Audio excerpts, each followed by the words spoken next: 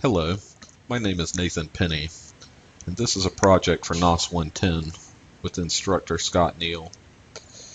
The purpose of this project is to discuss Windows 8, an improvement, and a couple of applications that I find useful. So Windows 8 has kind of gotten a bad rap since it was released.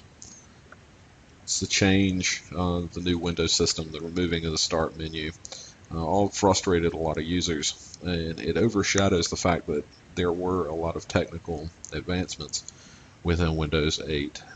Microsoft has worked really hard to bring more performance and efficiency while reducing the hardware requirements for their operating systems, and it's lost due to release and the change. But what I'm going to focus on is a more simplistic thing. It's a quality of life issue. And then I'm also going to discuss a couple of applications, Gem Guide and client for YouTube, because I'm a big YouTube user. So let's go ahead and begin. So this is my desktop right here with my Windows 7 machine. And I've got a nice virtual machine built with VMware Player down here. So the feature that I see as an improvement is the automatic coloring of windows. And what that means is, let me go ahead and bring up the control panel for personalization.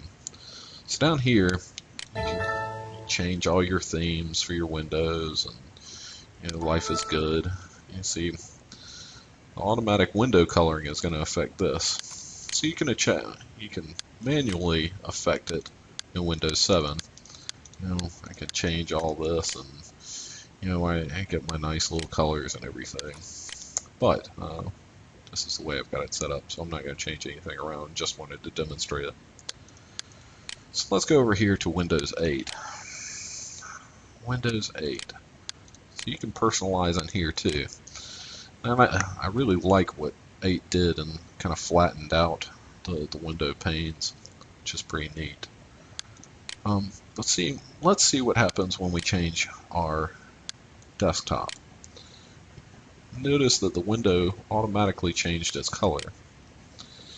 And they did this so it matches kind of whatever the primary colors are in your background. It finds a complementary color and uses that for your window. So it's an aesthetic decision, but to me really shows a nice form and polish over the display. And that's little niche, small things like that. Attention to detail is kind of what will drive a user to switch over from something, especially in the case of Apple, who really focuses a lot more on the polish rather than just full performance. So next, what I'm going to do is we're going to look at a couple of applications. The first application I wanted to look at was this client for YouTube. Now, I love YouTube, and I've used it for almost a decade now. And I've never really kind of jumped on the application bandwagon for my desktops. I've seen it more as a touchscreen thing for smartphones and tablets.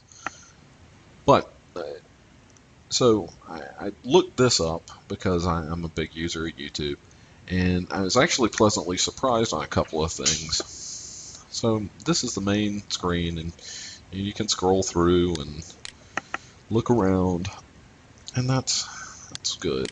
So let's go over here to the Simpsons gags. So you can watch all that, and what you can do is you can shrink it. Mainly, I use YouTube when I'm listening to music. So you could be playing a video, reduce it, still get your sound, still get the video, and say you want to search for something else while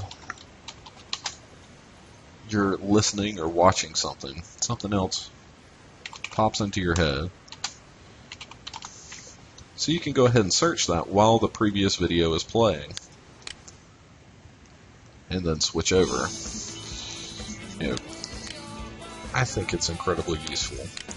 So you can sit there and listen to your music, continue to search.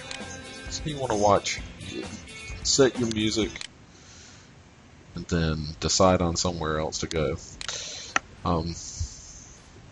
It's just a really nice feature, and it's YouTube, so you have all your standard stuff. You have the browse, you can link your account, which I don't have set up right now. You can upload your videos through here. You can manage your account. It's just all around useful, and it has kind of changed my opinion about applications in general. So the next application I was going to talk about is Gym Guide. So what Gym Guide is this really simple application that it's for fitness, weight training specifically. And I thought it was pretty useful because this is the main menu to it. You have all your major muscle groups, and then when you click on it, let's say chest, it has a list of exercises that focuses on that muscle group. And as you can see, there are some pictures, and you have a nice verbal description, a written description on how to perform the exercise, which is really useful if you're looking for new exercises and want to mix up your gym routine. In addition to that, you can press play here, and they actually have a demonstration video, which is exceedingly useful for a demonstration on how to properly do the technique. So that's Gym Guide. Both of these applications are free in the Microsoft Store. Very useful. You saw in the Gym Guide there's a little bit of advertisement, but it's very, very easy to overlook, and it's not obtrusive at all. So, in summation, Windows 8 gets a bad rap, but it's grown on me as I've learned more about it and used it more. Microsoft Store is incredibly useful. Applications are useful as well. Gym Guide, simple, intuitive, great for fitness fanatics out there. The YouTube application, very impressed with. Being able to actually listen while you're searching for something else